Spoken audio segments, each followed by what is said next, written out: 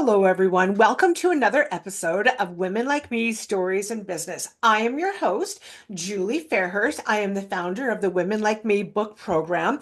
And I have a very interesting lady here to talk to today. Her name is Sharon Storoschuk. She is a beacon of transformation, a guide to the soul's evolution.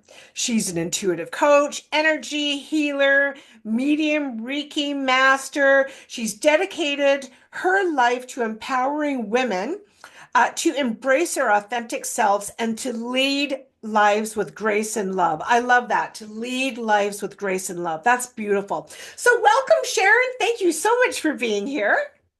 Well, thank you for the introduction. I really appreciate that. And it's a pleasure to be here. I love talking to women that are like doing the same thing and are feeling the same kinds of energy. So it's great to be here. Oh, perfect. Well, why don't you tell us a little bit more about yourself?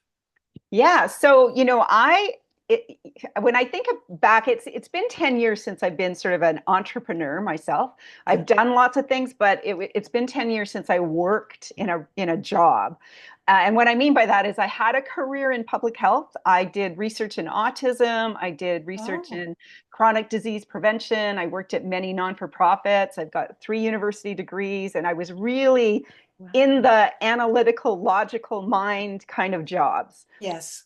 And and on the side, I was always doing some Reiki or taking a course. I'm a cranial sacral therapist.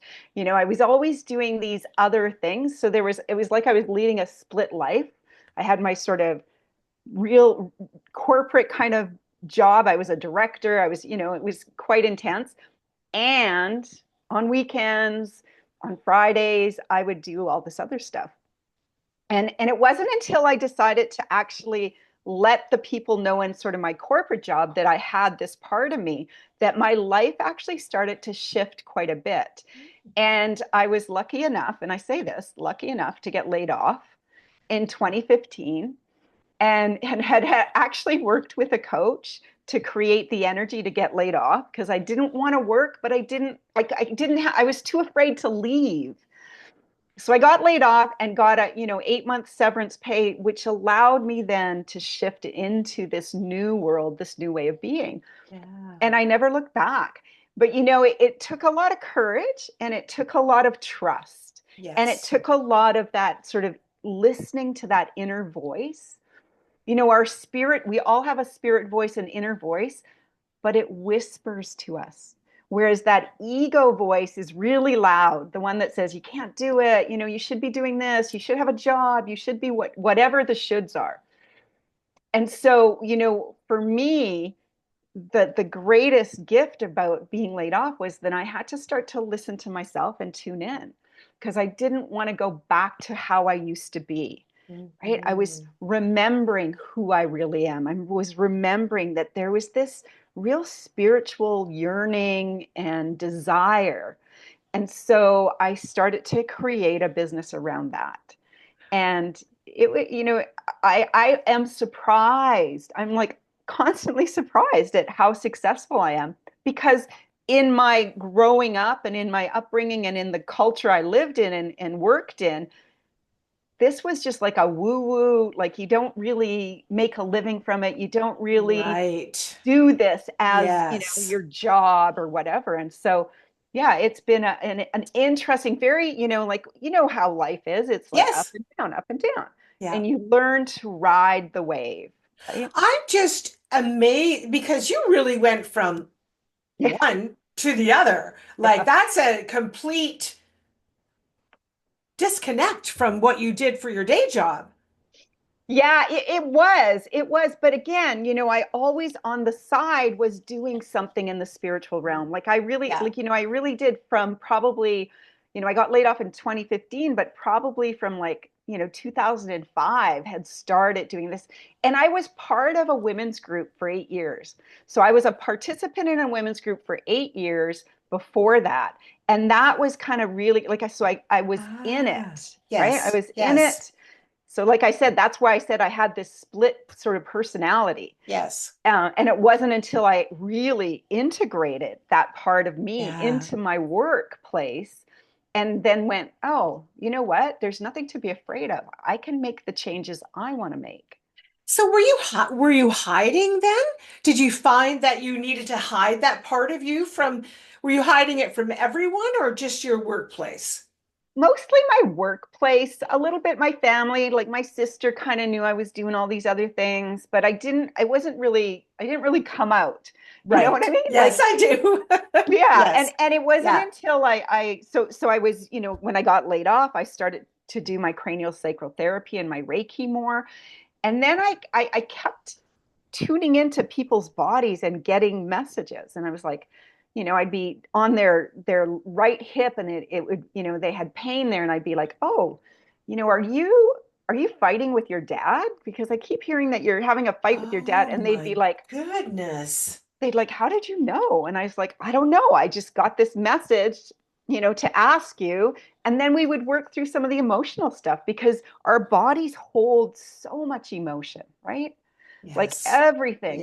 And Yes. so then I was like, okay, I can actually tune into people without actually touching them. So then I started to look for a program, and I came across this intuitive coach training with Dr. Divi Chadna and Lynette Brown, and it was a year long, Wow. and it changed my life. Like it Wow. literally, I learned how to listen to that intuition, Yeah. and it was like, wow, how come we're not taught this from young? Like if we Yes. all listened to our own inner voice and intuition, it would be a different world. I just love I love your story. I love it.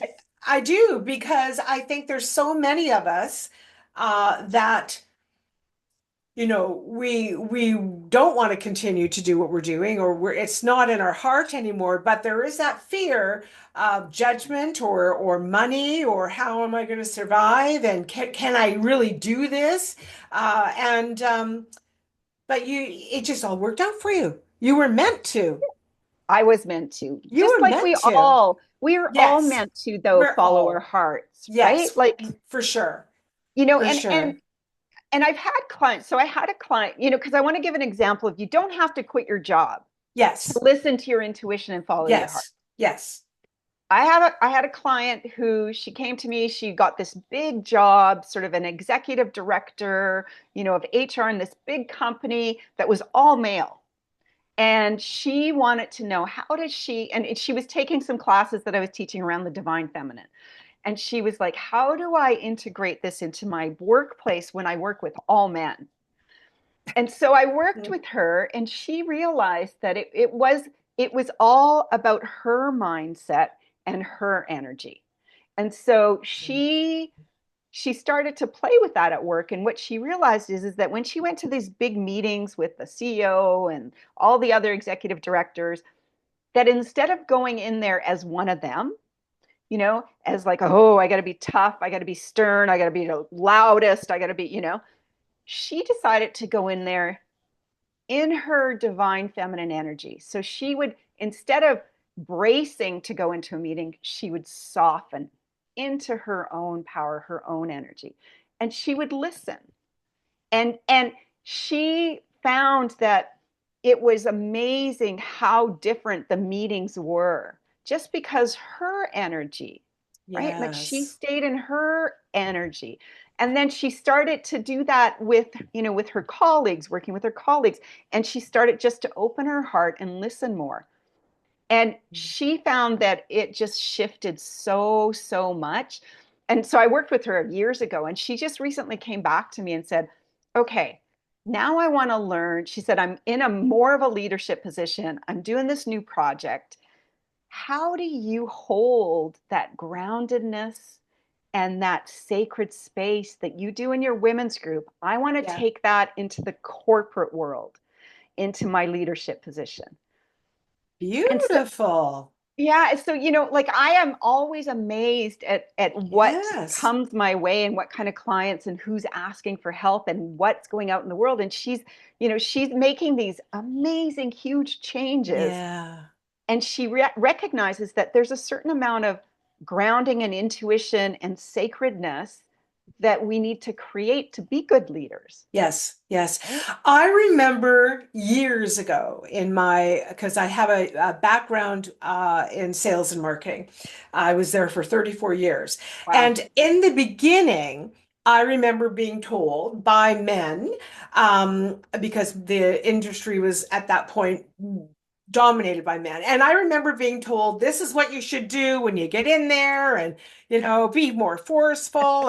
And so I decided, okay, that's what I'm supposed to do. And I got thrown out of somebody's house.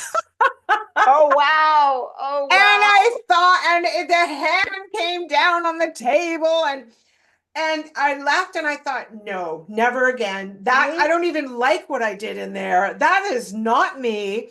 I'm Wow. going to just be me. And I love and the reason I'm mentioning that story is because telling her, like, for her to make that decision to stay in her feminine energy.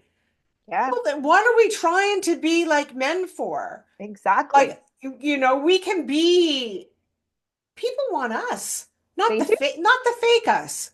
Absolutely. And it's, it's that contrast. So you went in there and the contrast of the hand coming down on the table, right, gave you the clarity of, wait a minute, I I actually have a lot to offer as myself, Yes. right? Yes. And And that's I didn't, amazing. yeah, and I didn't like that person, and nor did they. They didn't like Right? me either. Yeah. Yeah. But as soon as I decided, okay, I'm just going to be me, and either it's going to work and it's not going to work, I did extremely well. Absolutely. And I love that example, right? And we're constantly, the universe works for us. Yes. And it's constantly giving us signs, symbols, messages to shift us into the path we're supposed to be, to giving us those messages so that we can go and find our soul's purpose, right? We Mhm. just don't listen most of the time. Sometimes we do. Yes. Well, it's so noisy out there. It's so noisy. And if we, yeah, go Yep, ahead. go ahead. I was just going to say, if we don't take the time to quiet, we'll miss it. Well, and it keeps getting noisier. Like, and when you start, starting my own business, and now, like, things have in 10 years, things have changed, right? Because we've Yeah. got all the social media, and we've got the funnels, and we got this, and we've got that. Yes, we And now, do. and like every week, it seems like somebody's got something new or a different way of doing it. And Yeah, I just, like, for me, because I feel a little old school, but by the time I catch up to one thing, it's already obsolete. I know. Like, I know. so in that, the lesson for me in that is to just do me, Yeah. however it works for me. Yes.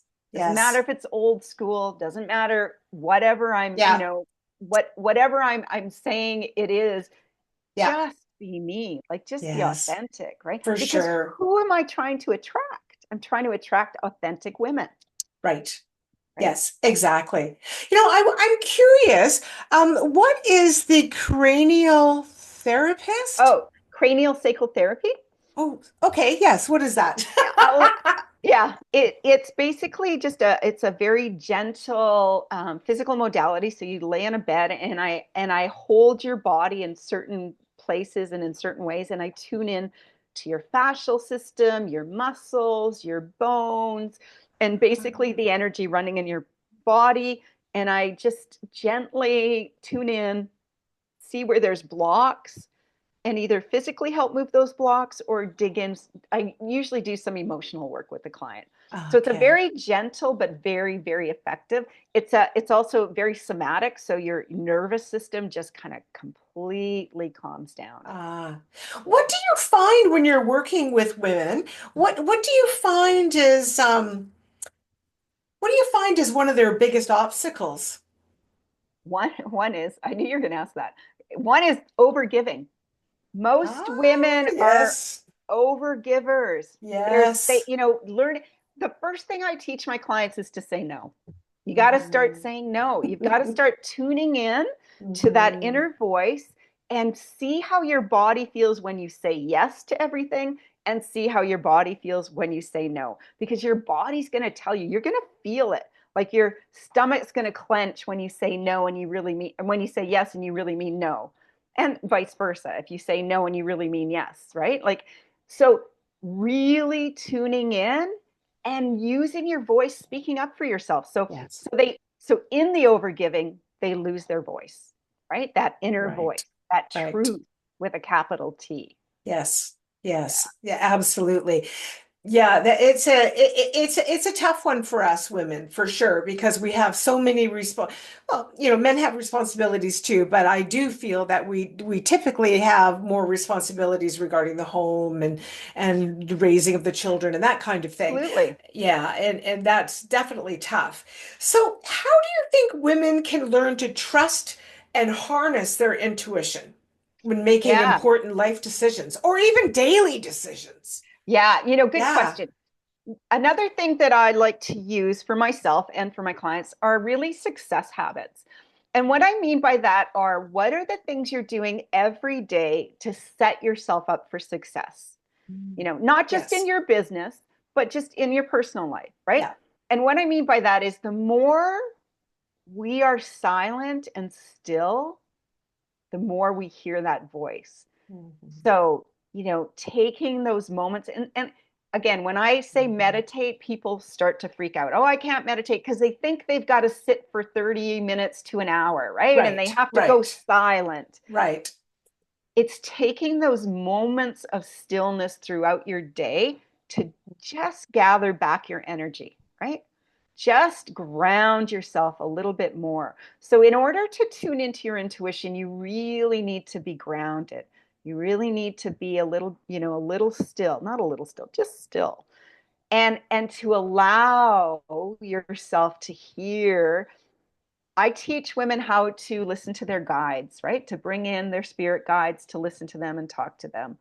You don't have to have that, though, to be successful. You just need to be able to trust yourself and listen. So, your success Mhm. habits, the things I do for success every morning. I mean, this sounds silly, but I've heard other people say this. I make my bed when I get up, right? I I, make my bed the second I get up. I right? think that it's so important. It just sets the tone for the day. Right? Yeah. So I I, don't think it's silly. oh, thanks. So I make my bed, I take a shower, and then I go for a walk, like a 10-minute walk. Not a big long walk, but I just get out into the air, moving my body. However Yeah. that looks. It could be yoga, it could be dancing, but just moving your body first thing and getting out into the when you're in the sunlight, it helps with your sleep because it resets your melatonin and all those things. Yeah. And then I sit in meditation for maybe 15 minutes, sometimes an hour if I've got the time, but 15 minutes. And I might journal. You might read like something spiritual, something calming, like setting yourself up first thing in the morning into that calmness and that centeredness, not listening to the news right away, not checking your Yes. phone right away, Yeah. right? But Mhm. really tuning into how am I feeling? What's going on for me? You know, it's just so important to set up your day for success. Yes. Yes. It's the old saying, you got up on the wrong side of the bed. Yeah. Yeah. Totally, Yeah. totally. Go back in there, roll over onto the other side and get up with a different attitude. Yeah. Absolutely. Yeah. And Yeah. and I agree with you. We can control Yes, our day and how our day goes and how our morning goes. absolutely. And Yeah. and I think it's really important to find a way to get back to center, whether or not that's walking or dancing, doing yoga, meditating, but find your way Yeah. of calming your mind. Like it's all about our thoughts, right? Our Yes. thoughts create our beliefs, create our behavior, Oh my goodness. They sure right? do. Yes, so absolutely. so working on what am I where are my thoughts today, like are my thoughts all about what somebody did wrong or somebody did to me, or are my thoughts about wow, Look at the beautiful sky outside. Mhm. Look at the Mhm. abundance in my room. Look at my One of my teachers used to say, just look at the paint on your wall and think about all the droplets of paint and how many hundreds of droplets of paint are on there. That's abundance, Yes, right? It's not in yes. your bank account, it's in everything around you. Yes, yes. And gratitude. I think gratitude is the fastest way in my life. That's what I've found. Gratitude is the fastest way to, Totally. I'm going to say to get what I want, but I don't just mean physical things. I mean clarity and more good things coming to me. You know, it's like if Absolutely. you've ever woken up and you've been snippy, next thing you know, everybody around you's snipping at you. But if you get up and you're grateful and you're thankful, all of a sudden, everybody around you is grateful and thank, or at least a little calmer. Right? Yeah, Absolutely. yeah, Absolutely. Everything is energy. We are all energy, our thoughts, our words, everything, right? So we affect each other. There's a ripple effect. yeah, And yeah. we forget that. Yes, yes. Yep. Can I ask you about the power of mediumship? So if I understand correctly, I know your work involves mediumship, and so do you connect? Like, can you just tell me a little bit about that? How Yeah, that works in your absolutely. business? Yeah, Yeah, absolutely. It's funny because I never planned to be a medium. yeah. And I did my intuitive coach training, and then I went to an advanced intuition weekend. And I had no idea that they were teaching mediumship. So there I am, and suddenly it's like we're doing mediumship, and I'm like, what? I didn't even know what a medium was. And so I learned to do mediumship, and I realized I was really good at it. So it's something that for me is one of the most sacred things I do, because we are dealing with people that are grieving, that are missing their loved ones, that are, in a very vulnerable place. Mhm. And so in a mediumship reading, basically, I just tune in and I ask whoever on the other side wants to show up to show up. And there's always a message.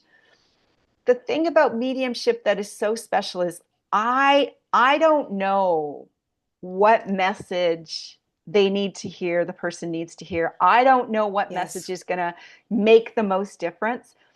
And every single person I've done a mediumship reading for has come back, like even a year, 2 years later, and said, remember that session? Wow. It changed my life, or it was like so powerful. And Yeah. and so sometimes we have things that we haven't said to our loved ones that have passed on, or that they haven't said to us. And it just gives people such clarity. I'm just always amazed. Like I really am. It's Hmm. one of my most sacred intuitive gifts, and I really hold it with reverence. Yes, yes. That's wonderful. Can I ask you about advice? So if there's a woman listening to you and she's like, I see myself in her. I just love what she's doing. What kind of advice would you give them if they wanted to embark on a journey similar of yours? Yeah, it's a great question. I think probably, tuning in. There's a zillion podcasts. There's a lot of books. Yes. Really sit and ask the universe. Say, you know what? I am really open to learning more about this.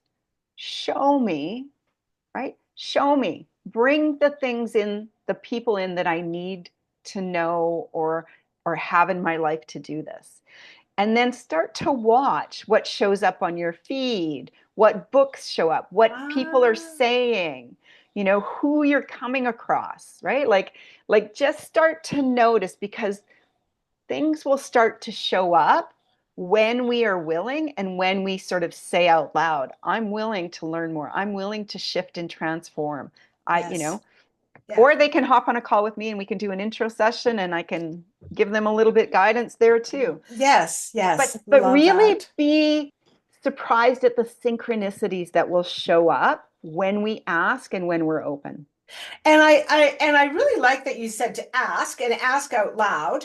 Mhm. And because I think that when you ask, and especially out loud, it makes it seem real, more real. Mhm. And then you might be more aware. Because Yes. all of a sudden you'll start paying attention. Hey, wait a Yeah. minute. Hey, wait a minute. Yeah.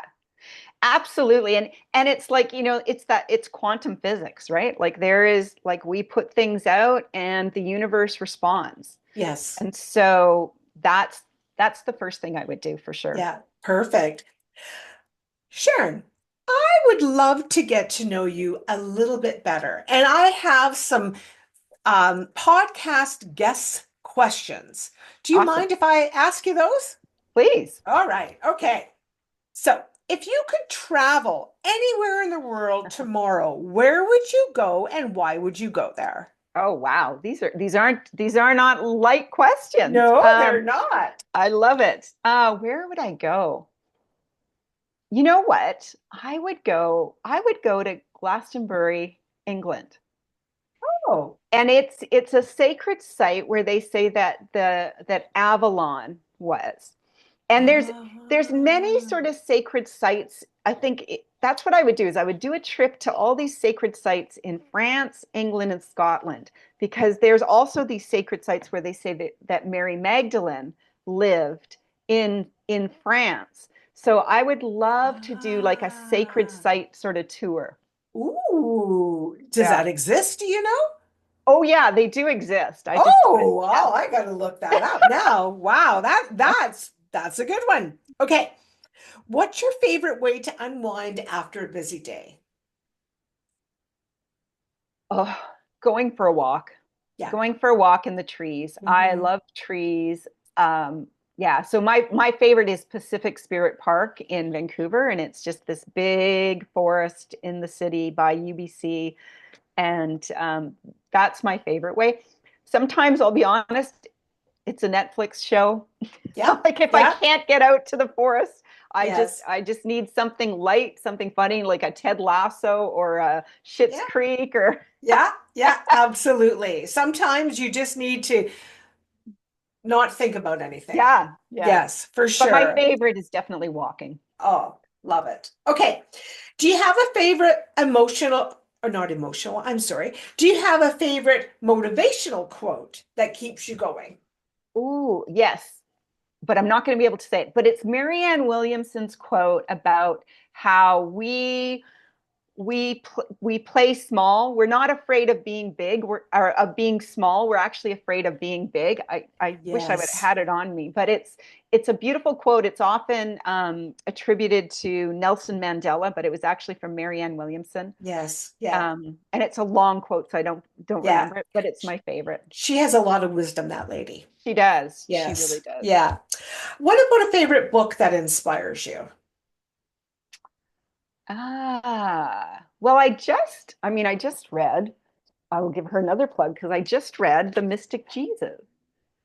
And Oh, it's the mind of love. And it's not necessarily about Jesus, it's about his teachings. And yes. so I follow A Course in Miracles and I love it. Yeah. And so this book was like this summary of A Course in Miracles, and I really, really loved it. So right now that's really inspiring me. And I have to say from this, so one of the quotes, one of my favorite quotes, and I don't know who said it first, but is really choose fear over love. I mean, choose love over fear. I just said Yes. Yeah. choose love. You can either choose love or fear, right? What are Yes. you going to choose? Love or Yes. fear? Yeah. And that, to me, I say that to myself all the time. Okay, Sharon, in this situation, you can either choose love or you can choose fear, Absolutely. right? Yes. Okay. Now, if you could have dinner with any woman in history, Oh, who would it wow. be and why? Oh, in history. You know, yeah, this just came to me. It would either be it would be Mary Magdalene or Mother Mary, just because Ah, they hold such grace. Like the grace that I feel like when I tune into the energy of Mother Mary, the grace that I feel, and to walk through the world at that time, holding that grace and that kind of love, Yeah. like I would love to meet the woman, the actual woman, right? Because we have these, stories about these figures, but she was an actual woman and a mother and a Yes. wife. Yeah. And what was that like to have this son that was going through this amazing, like bringing all this to the world, and you're his mother? Yeah, I Yeah. don't know. Yeah, I couldn't imagine, but that would be right. an interesting dinner conversation for Yeah, sure. yeah. Okay, and my last one.